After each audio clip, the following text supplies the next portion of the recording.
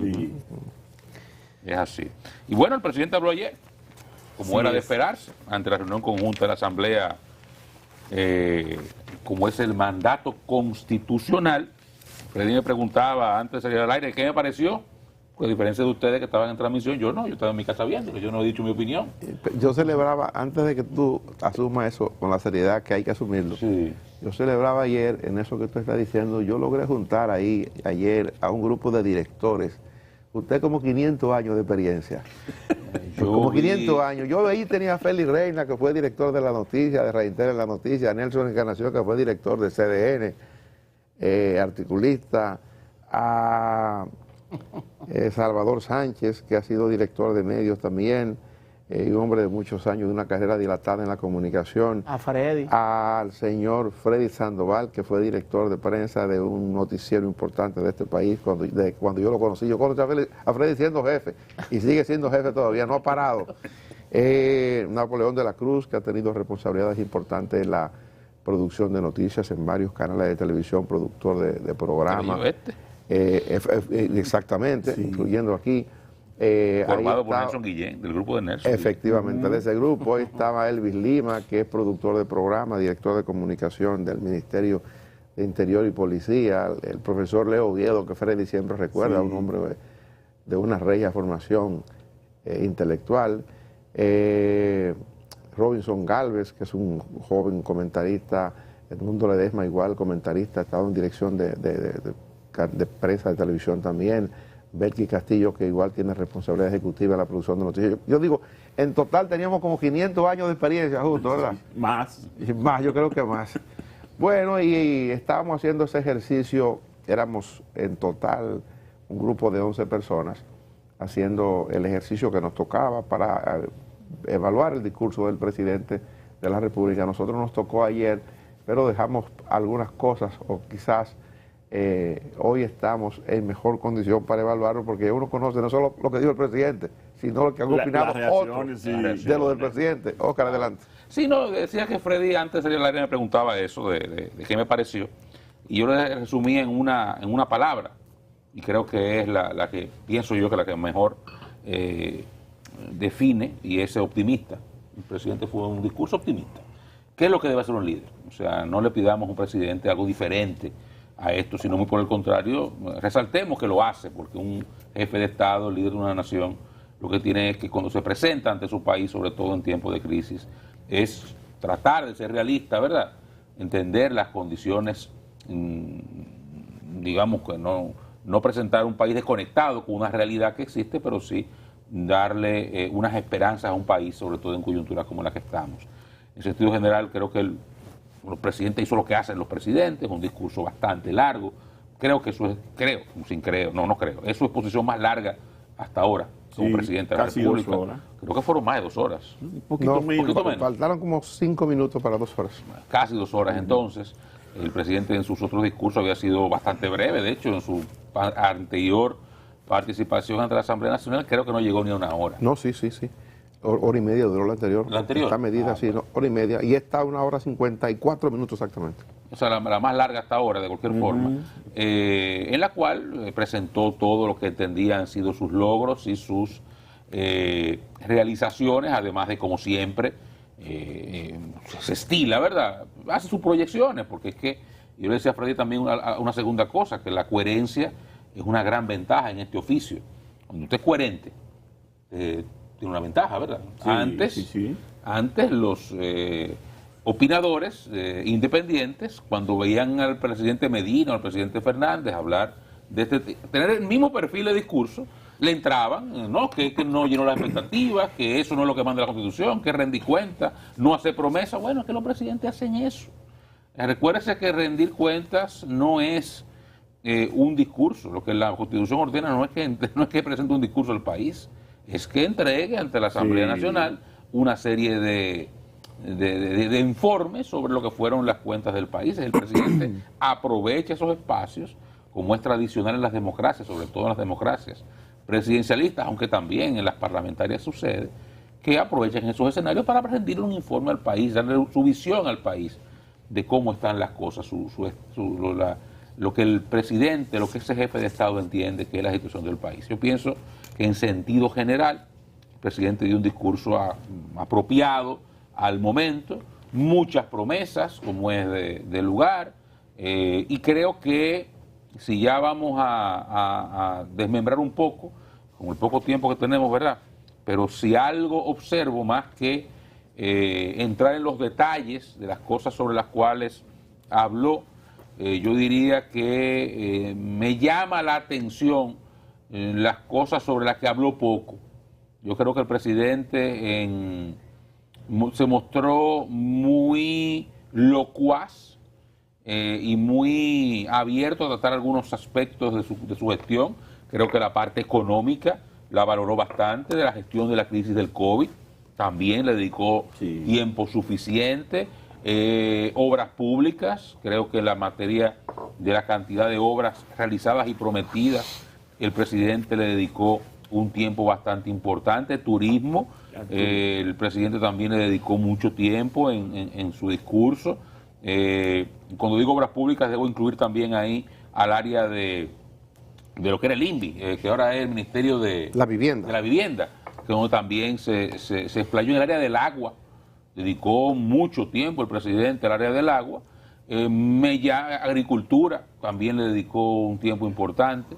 Y decía en ese momento, me llamó la atención que, por ejemplo, dos aspectos, relaciones exteriores, que a pesar de tocarlo puntualmente, como en cuanto a las crisis que ha estado manejando, que sea Haití, que particularmente Ucrania y Rusia, pero no habló de logros en política exterior de forma importante, y sobre todo prácticamente lo omitió. Y educación prácticamente también. Lo segundo, educación creo que apenas mencionó 4 o 5 líneas en su discurso. Lo de la reparación de escuelas y eso. No le dedicó pero poco tiempo, muy poco tiempo a un pilar fundamental, porque del presupuesto una cuarta parte se va en educación.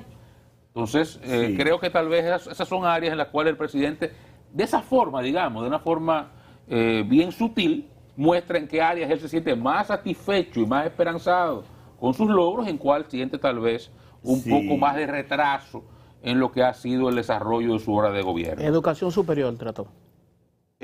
A educación superior le dedicó más tiempo incluso que la educación formal. No gran tiempo. No gran tiempo, de hecho incluso le dedicó más tiempo a la UAS. Le dedicó más tiempo a la UAS, a lo que ha hecho por la UAS, que lo que se ha hecho en educación superior. Pero incluso a la educación superior le dedicó más tiempo que a la educación básica. Y esto debe llamar a reflexión, ¿verdad que sí? O sea, en cuanto a las cosas, a veces un presidente hablan incluso de esa forma, o sea, hablan sin hablar. Sin hablar, exactamente. Yo no sé si hablan sin hablar. Yo no sé si notaste que lo poco que él habló de educación, la Cámara enfocó al ministro y el ministro tenía un semblante como adulto, serio así. Diferente a los otros que, por ejemplo, Limber, cuando mencionaba agricultura, estaba muerto de risa. Y el de obras públicas también. También, ese hasta aplaudió. Él mismo se aplaudió. Sí. Pero Fulcar estaba así, como sombrío. Sí, me llamó la atención ese poco tiempo dispuesto por el presidente para eso. Digamos un poco el color del evento, le mencionaba también un poco a Freddy antes de salir al aire, y vuelvo al tema de la coherencia, que se ha estilado en los últimos años que los presidentes cuando van llegando al Congreso, hay siempre gente ahí, haciéndole su bulla reeleccionista. Y ustedes ya hace una rutina en esa cadena que ustedes participan, la gente criticando muchísimo eso siempre, ¿no? Que eso es el dinero público, que la gente, lo que se vio ayer nunca se había visto. El presidente lo esperaron en la Sarasota, en la esquina de su casa, en la Sarasota, y era a 0 millas que iba el vehículo, tapado por la cantidad de gente, incluso una aberración en materia de seguridad. Y yo imagino que eso pasó porque el general Rubio debe estar todavía en recuperación. Porque alguna gente que sabe un chin de seguridad no permite que semejante vaina pase. No. El presidente iba a 0 millas. Un riesgo. Por un riesgo enorme. Los muchachos que andaban ahí en la seguridad del presidente, que tuvieron que miren eso, Eso es la esquina de la Sota con Lincoln. Miren, ahí el carro se paró. Los muchachos tienen que salir de la seguridad. En materia de seguridad es una locura. Una locura. Tienen que salir, ustedes van a ver. Y en un carro ordinario, que no es un carro de Así seguridad. mismo. Ni siquiera un carro de seguridad. 4 gente adelante, atrapan al presidente, se arma un lío terrible, innecesario. Fíjate cómo vienen ya acercándose, se ven en la imagen los muchachos de seguridad que vienen corriendo a cubrir las ventanas, las puertas donde él se encuentra. Un tema esencial de seguridad. Esos muchachos botaron el bofe, corrieron hasta la José Contreras casi. Porque eso fue todo el tiempo así. Y fíjense, porque yo lo noté inmediatamente, muchas veces las cámaras, cuando hacen, digamos, la toma de la caravana, de estas cadenas, siempre es un vehículo que anda en la cola, detrás de la ambulancia. Sí. Este es el vehículo que está en la cápsula. El puntero le llaman. Es un vehículo que está en la cápsula que va con la cámara. Esa es transmisión oficial, o sea que eso se montó. Eso fue un montaje. Que yo nunca eso se había visto nunca antes. ¿Tú entiendes? Y eso, y fíjense en la otra acera, los autobuses. Miren. En la acera, miren los autobuses en la acera del otro lado. Las gente fueron llevadas para allá. Sí. ¿Qué? Se entiende, señores, estamos en reelección, está bien. O sea, yo no vengo ahora a criticar eso. Yo lo entiendo. Eso es parte de esta dinámica en la que se desarrolla la política en República Dominicana. Critico la parte de seguridad porque es el jefe del Estado. Y si pasa algo, Dios nos libre, tenemos un maldito problema. Sí. Pero, ¿qué le digo? Yo entiendo eso es parte de la política nuestra. Pero quienes criticaban eso antes se metieron la lengua donde el sol no da en esta oportunidad. Bueno, mira, yo creo, Oscar, que el presidente hizo un discurso muy optimista, igual que tú, y lo he dicho siempre, los líderes deben siempre convocar al optimismo, los líderes no deben poner sombra sino luz. Y lo que hizo el presidente ayer en ese discurso muy bien escrito, muy bien leído, el presidente me sorprendió en su capacidad histriónica, no conocía ese espíritu del presidente. Comenzó el discurso en alta, entusiasmado, con aplausos inclusive precediendo el discurso segundos antes, y con aplausos al final. El presidente terminó muy enérgico, evidentemente que en un espíritu de triunfo y de convocar a su país a combatir con éxito las jornadas que nos esperan, las jornadas que le esperan al país. Me gustó su espíritu, me gustó la forma en que el presidente hizo el discurso, independientemente del contenido, que de eso vamos a hablar.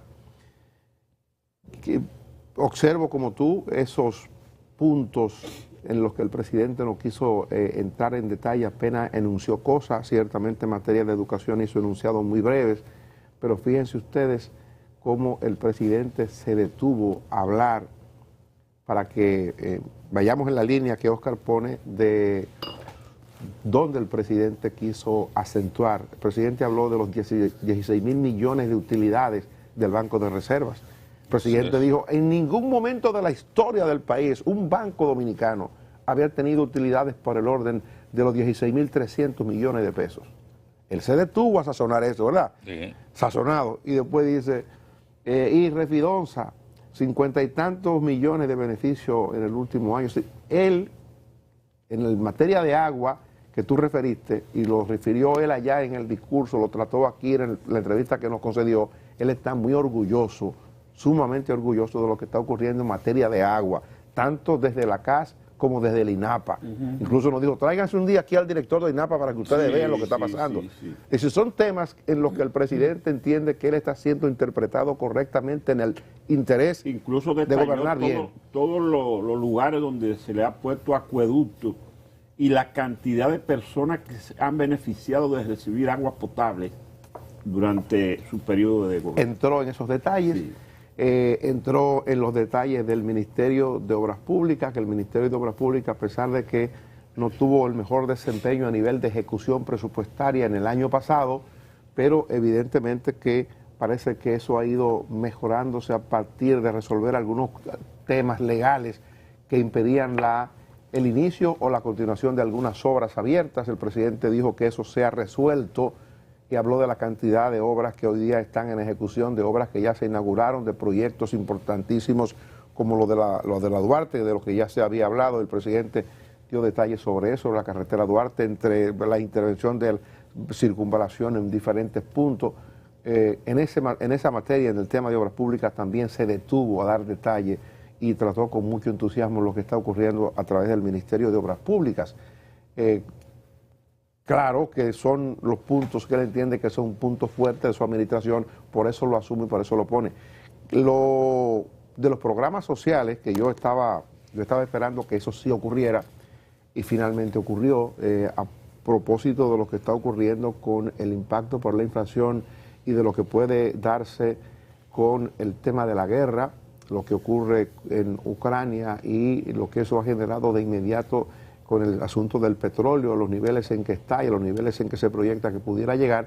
El presidente anunció medidas puntuales, el asunto del bono gas, aumentarlo de 200 y tanto a 400 y tanto, aumentar la cantidad de beneficiarios del bono gas, aumentar la cantidad de beneficiarios en 300,000 más de la tarjeta de solidaridad, progresando con solidaridad, lo que va a hacer con el Ministerio de Industria, Comercio y MIPYME, con el asunto de los precios, cómo se pueden afectar la producción en precio a partir de la realidad del mercado internacional, que va a asumir hasta un 10%, según anunciaba el presidente de la República. Odio que se ha ido el presidente por los subsidios, entendiendo la realidad del mundo.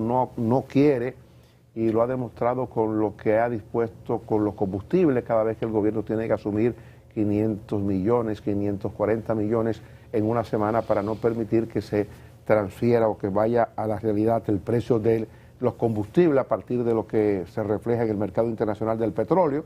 Entonces, eso indica en la línea en que el presidente ha seguido. Uno no sabe, yo me pregunto, yo no sé hasta dónde eso pueda llegar, el nivel de afectación que finalmente eso puede hacer al gobierno en los planes que el gobierno se hace ya en un proyecto de 4 años, la cantidad de obras que el gobierno quisiera hacer, la parte de infraestructura, inversión. Evidentemente que si parte de ese dinero, buena parte se utiliza para estos programas sociales, hay que sacar de un lado para ponerlo en otro. Sí. Pero creo que el presidente está cuidando que su gobierno sea mellado lo menos posible a partir de la realidad que tenemos. Creo que eso fue una parte que predominó mucho en el discurso, el empeño del presidente, la preocupación por el presidente de que los pobres sean menos impactados. Ahí hay un tema, y ese es un tema viejo, ¿verdad? Lo de la clase media, que de eso yo hablaba ayer. O sea, ¿qué pasa con esa parte? Sí, que cada vez nos pillan más, nos dan por un lado, nos dan por el otro. ¿Qué pasa con esa parte? Bueno, ese es un asunto a ver. Ahí eso es de lo que observaba Oscar. Él no miró para allá. No miró para allá. Y en su respuesta, como oposición, que el PLD muy correctamente hizo un discurso, presentó un discurso que es lo que se estila en la democracia, la contraparte. Como usted ve, por ejemplo, el discurso del Estado de la Unión, que es un poco lo que se imita aquí, en este sistema nuestro. Eso es el equivalente. Es el equivalente, correcto. Es lo que nosotros emulamos, el discurso ante el Estado de la Unión, que los presidentes estadounidenses suelen hacer una vez al año, casi siempre a principios de año. Siempre hay una respuesta del partido opositor. Sí. Incluso el discurso se le hace llegar con anterioridad a los voceros de la oposición para que preparen su respuesta, y un poco eso fue lo que pasó ayer con el PLD. Preparó una respuesta, imagino que tal vez le habrán compartido el discurso porque de alguna forma tenían la información, leída formalmente, en este caso por Juan Ariel Jiménez. Y hasta en teleprompter. Correctamente, leída en teleprompter. Eso es lo que se estila, ¿eh? Eso fue un ejercicio de democracia de pantalones largos. Así se ejerce la política con madurez, y qué bueno que avanzamos en esa dirección. Ya ha habido ejercicios parecidos antes. No es la primera vez que eso sucede. De hecho, creo que en más de una oportunidad el propio PRM había hecho cosas así, pero desde el Congreso. Eran los diputados, creo que habían hecho ruedas de prensa, no necesariamente el partido como tal. Pero muy correcta ese tipo de posición, esa forma, más bien. Y entre las cosas que observaba el PLD era esa. O sea, el presidente no le dio respuesta a la clase media. Es difícil, ¿eh? Yo no estoy diciendo que sea fácil. Porque la clase media tiene esa particularidad. No tiene las condiciones para acceder a los subsidios a los más vulnerables, ni las condiciones de manejarse en las crisis como tienen la clase alta. está en el medio. Es una vaina. Como es Sandy, ¿verdad? Sí. Si es candela por arriba y candela por Es difícil. Es una, o sea, el darle respuesta en tiempo de crisis a la clase media es un reto no de este gobierno, es un reto de las clases políticas en todo el mundo. O sea, no es fácil. Ahora, la verdad es que ahí, lamentablemente, ni siquiera hubo una intención. O sea, creo que el presidente ahí sí, es verdad, tuvo un fallo. Porque ni siquiera, aunque fuera por intención, que mañana no lo cumpla, pero por intención, ¿qué respuesta hay? O sea, no hay nada. No hay nada. Salvo aquella de que, bueno, tratarán de seguir mitigando el tema de los impactos del incremento de los combustibles. Fuera de ahí no hubo más nada. Y yo creo que, de alguna forma, el gobierno tiene que buscar la forma, el mecanismo de ser ingenioso y darle una respuesta a un sector que es el más afectado al día de hoy por el tema del incremento de los precios de todo, sobre todo porque son los que no tienen auxilio. A esos sectores bajos, muy correctamente el presidente le dice, vamos a aumentar la cantidad de dinero que le vamos a transferir por bono gas, vamos a aumentar la cantidad de gente que va a entrar en los programas sociales, y eso mitiga a los que menos tienen, a esa gente más vulnerable que tiene necesidades básicas que cumplir, sin duda. Eso es correctísimo, que los gobiernos vayan en su auxilio. Pero hay una clase media que fue que llevó al presidente al gobierno, que no tiene respuesta, ¿eh? Y que tal grito todos los días en el supermercado. Porque la realidad es que la situación, y lo entendemos, COVID, crisis de suministro, de logística, el incremento de los precios de los furgones, el incremento de los combustibles, el incremento de la materiales básicos, el incremento de todos los insumos a nivel global, desde el trigo, la soya, la urea, todo lo que usted quiera. Esto lo entendemos y lo sabemos. Eso está claro. Y ahora Ucrania y Rusia, ahora esa es la tapa del pomo ya. O sea, sí. Pero la gente no piensa nada de eso cuando está pagando en el supermercado.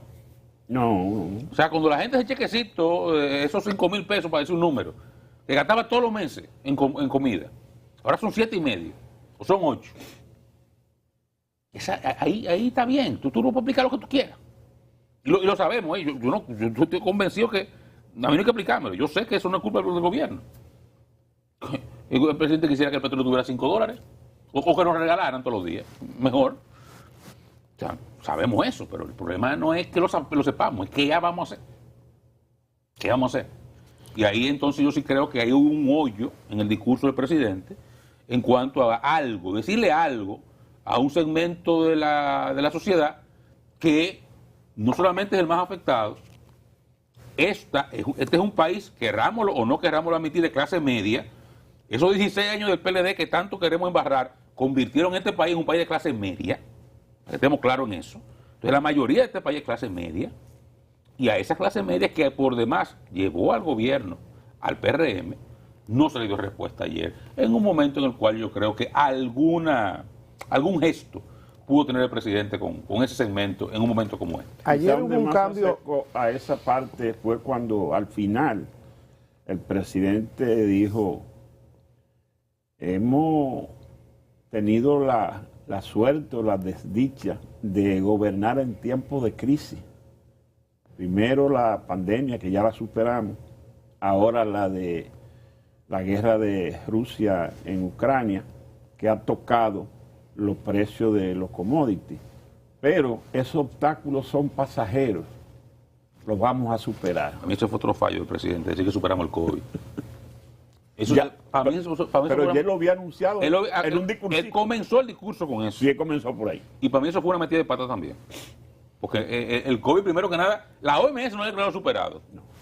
Hay una variante por ahí, que siquiera Dios que no surja mucho. Que está en Puerto Rico. Pero aquí cualquier tropiezo estamos de nuevo en un lío. Esperemos que no, pero que pienso que fue un poquito arriesgado. Ligero abordando eso. Mire, hay un cambio que yo pienso que no lo podemos dejar pasar. No debe inadvertirse esto que ocurrió ayer. Es la rueda de prensa que Oscar cita del Partido de la Liberación Dominicana, preparado y todo con teleprompter, es decir, probablemente tenían anticipado el discurso del presidente, que a los medios se nos entregó, se distribuyó a los 5 minutos del presidente concluir el discurso, ya se estaba distribuyendo vía digital a los medios de comunicación para que pudieran hacer el trabajo como siempre se estila. En otras ocasiones el discurso del presidente se entrega horas antes con embargo, es decir, con el compromiso de los medios de no divulgar lo contenido ahí hasta que el discurso sea pronunciado. Eso es viejo, no es nuevo, se hace en cualquier parte del mundo. Se hizo ayer también. No, yo lo recibí después de que el presidente inició el discurso, yo lo recibí. O sea, a los medios, a nosotros, los medios, se nos envió, por lo menos al medio que yo represento, después de que el presidente había iniciado el discurso. Okay. En ocasiones se hace antes, pero parece ser que al PLD se le mandó antes, porque no había manera de que ellos pudieran preparar la respuesta que prepararon y que escribirla incluso, porque eso, para usar un teleprompter usted tiene que escribir el texto, tiene que escribir la opinión que usted tiene, corregir, pasarlo ahí a teleprompter para que pueda leerse, tal y como lo hizo Juan Ariel Jiménez en el día de ayer, que es el encargado de la Secretaría Económica del Partido de la Liberación Dominicana. Digo yo que el cambio que no puede pasar inadvertido es que el presidente Abinader ha provocado un cambio en la manera de hacer este tipo de cosas. Por ejemplo, la respuesta que dio el PLD ayer, por parte apareció una cara de las caras viejas del PLD. Juan Ariel estaba flanqueado por un grupo de jóvenes del PLD. Fue la juventud. Lo noté. Fue la juventud del PLD quien dio respuesta al discurso del presidente Abinader. El secretario general del PLD, que estaba ahí floreteando en la Casa Nacional del PLD, yo lo vi en los videos, pasando por un lado, pasando para otro, pero él no se presentó a la conferencia de prensa. Él no se dejó ver en la conferencia de prensa. Entonces, eso es un cambio que se ha producido a partir de ahora. Primera vez que ocurre.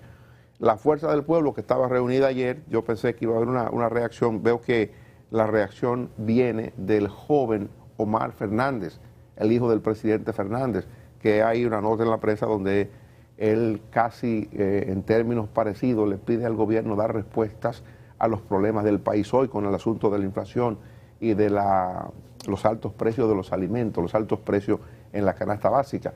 Fíjense, eso fue como diputado respondiendo en los pasillos del Congreso. Él como diputado. No hubo otra respuesta, a pesar de que los medios estuvimos pendientes, porque ayer la Fuerza del Pueblo estaba reunida y a los medios se nos generó la expectativa de que ellos iban a responder ayer como lo hizo el Partido de la Liberación Dominicana. Eso no ocurrió, pero imagino que va a ocurrir en el día de hoy. Además, hay que recordar que el doctor Leonel Fernández tiene una actitud bastante crítica con el gobierno en el área económica y está acusando al Banco Central de la República de estar maquillando, manipulando cifras, según lo que dice el expresidente Fernández. Me imagino que vendrá hoy la respuesta ya. Lo de Omar fue antes del discurso, ni siquiera fue después. Fue entrando al Congreso. Entrando.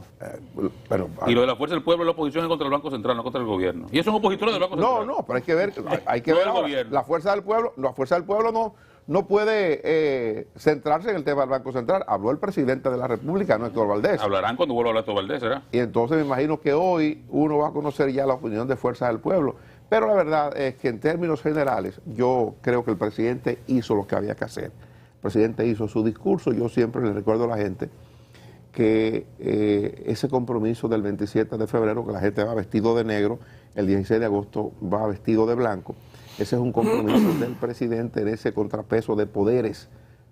Tenemos 3 poderes del Estado: el Poder Judicial, el Poder Legislativo, el Poder Ejecutivo. Al Ejecutivo le corresponde por obligación constitucional presentar las memorias, la rendición de cuentas de los ministerios y de las direcciones generales de cómo se invirtió, de cómo se gastó el presupuesto que el Congreso aprobó para el Ejecutivo durante el año. Entonces tienen que llevar ahí, no se presenta como debe ser. En ocasiones ustedes han visto que el presidente entrega un paquete de libros y como un símbolo diciendo estas son las memorias de los ministerios, y no es más que con el propósito de que el Congreso libere, de que el Congreso descargue, diciendo que el Congreso ha verificado y que ha confirmado, ha comprobado que la ejecución presupuestaria se hizo conforme a lo que se le aprobó al gobierno, al Ejecutivo. Esa es la tarea, esa es la misión. Por eso el presidente va al Congreso cada 27 de febrero. Entonces es un deber constitucional, y a partir de que el Congreso descarga, se supone que el presidente o el Poder Ejecutivo está liberado de responsabilidad, porque habrá hecho, si así lo establece el Congreso, uso adecuado de los recursos que el Congreso puso en sus manos cuando le aprobó el proyecto de presupuesto. El acto de ayer fue una muestra de madurez de la República Dominicana. Y el presidente que dijo que él escucha a todo el mundo, incluso a los opositores, a los dirigentes de partidos opositores. Me gustó el chiste cuando el presidente dijo lo que le dicen a él de lo que opinan en los medios. Sí, me gustó eso también. Me gustó ese ejercicio de reflexión que hizo el presidente sobre reconocer que es importante en esa balanza, en ese contrapeso que debe de jugarse. Debe de haber eso que se vio ahí, una actitud decente de parte de la oposición en sentido general. No hubo abucheo, no hubo avasallamiento de parte del gobierno, hay que decirlo. El presidente, cuando envía ese mensaje, los demás, los subalternos de él, funcionarios, deben de comportarse. Y hubo un escenario sobrio, elegante, lo que somos, una muestra. Enfocó una parte que, claro, sería pedir demasiado quizás, que es reconocer que encontró cosas muy buenas y que él le ha dado continuidad. Las titulaciones de tierra, el componente social que eso tiene, de cuando una persona que tiene una propiedad pero no tiene un título, que se inició ese programa en el pasado gobierno del presidente Danilo Medina, cuando se le entrega un título de propiedad y se hace, accede fácilmente a las facilidades que pueden tener la banca a partir de que usted tiene un título de propiedad. Todas esas cosas. Sobre la educación, él tiró un piropo, textualmente dijo, la mayor revolución del sistema educativo en décadas. Citó la conversión de 76 liceos en centros tecnológicos, habló de las cátedras ciudadanas y de otro componente de formación de los profesores, una serie de elementos ahí, pero parece que fue un paquete general, porque citó, habló del Instituto Nacional de Formación Técnico Profesional, Infotec también, habló de la UAS, habló del Ministerio de Educación Superior y la formación y las becas, todas esas cosas que están ahí latentes. Me parece que el presidente de la República fue lo que tenía que hacer. Como jefe del Estado, se comportó al nivel que debía de hacerlo. Los elementos partidarios, es un presidente que es candidato, y hay que decirlo. Aspira, no lo ha dicho formalmente, pero está cuadrado para ser candidato. El candidato, el más candidato de todo es él. Porque la Constitución no se lo prohíbe, se lo permite. Entonces, y el partido le hizo un acto para él, para ser candidato. Y después que modificaron el estatuto fue que él llegó a su discurso. Solo falta que él diga acepto, pero ya lo aceptó, no tiene que decir nada, ya es candidato. No tiene que decirlo. ¿Y tú crees que hay que parar eso? Que él diga eso. Y el candidato es rato. Mire. Dos puntos, perdón, Dani. En eso que Omar señalaba, es un ejercicio democrático. Yo pienso que los dominicanos, cuando vemos eso, tenemos que estar orgullosos del país que tenemos. Un poco como yo comenzaba el programa hoy, de cómo hemos crecido como nación. Esos son actos institucionales interesantes. O sea, es el presidente de la República, jefe del poder, jefe de Estado y jefe del Ejecutivo, jefe de gobierno y jefe de Estado, recibido en el Congreso, el otro poder del Estado, acompañado y flanqueado por los demás poderes públicos, presidente de Suprema Corte de Justicia, presidente del Tribunal Constitucional, todo el mundo ahí. O sea, es un reconocimiento a nuestra democracia, a nuestras instituciones. No importa qué partido ostente, cuál espacio, se respetan, eso que Omar señalaba muy correctamente, y no hubo chabacanería. La oposición no aplaudía, se quedaba sentada, pero no abuchaba. O sea, respeto a las instituciones, yo creo que eso debe hacernos sentir orgullosos. Y segundo punto, muy puntualmente, porque Omar me recordaba a mencionar educación, que yo decía, y lo creo todavía, que el presidente minimizó un poco, invisibilizó un poco lo que es educación. Me imagino que porque no está muy satisfecho con eso, con lo que está pasando allí, o tiene todavía expectativas que no se han cumplido. Pero agrego también, porque lo decía, política exterior es una, educación es otra, y me llamó la atención, seguridad ciudadana. El presidente dedicó muy poco tiempo. No, y además dio una cifra ahí que me sorprendieron. Dio una cifra que no me sorprendieron, que para mí rayan en el ridículo. Sí, que en San Francisco Macorís el 75%. Fue a una provincia. Óyeme. A una provincia. Que ha superado la inseguridad en un 75%. Se fue a una provincia que ni siquiera está en los planes de seguridad. Porque tú me dices que fue Barahona o Cristo Rey, que es donde están los pilotos. No, ellos tienen, en San Francisco ellos lo comenzaron. Bueno, me le voy a creer a usted. Pero creo que ese fue otro elemento. Creo que el presidente en materia de seguridad no le dedicó el tiempo que uno hubiese pensado que le dedicaría a un presidente que llegó supuestamente con el libro blanco de cómo resolver el tema de seguridad. Porque él trajo aquí hasta un verdugo que se llama Rudy Giuliani, que supuestamente es el papá de Tarzán en materia de seguridad. Y esta es la hora en la cual la verdad es que no nos está yendo tan bien como hubiésemos querido. Mire, yo quiero hacer referencia a lo que me recuerda, a lo que el presidente contó en el discurso, de lo que le dicen a él, la gente que le asesora sobre lo que hablan, o lo que hablamos por televisión.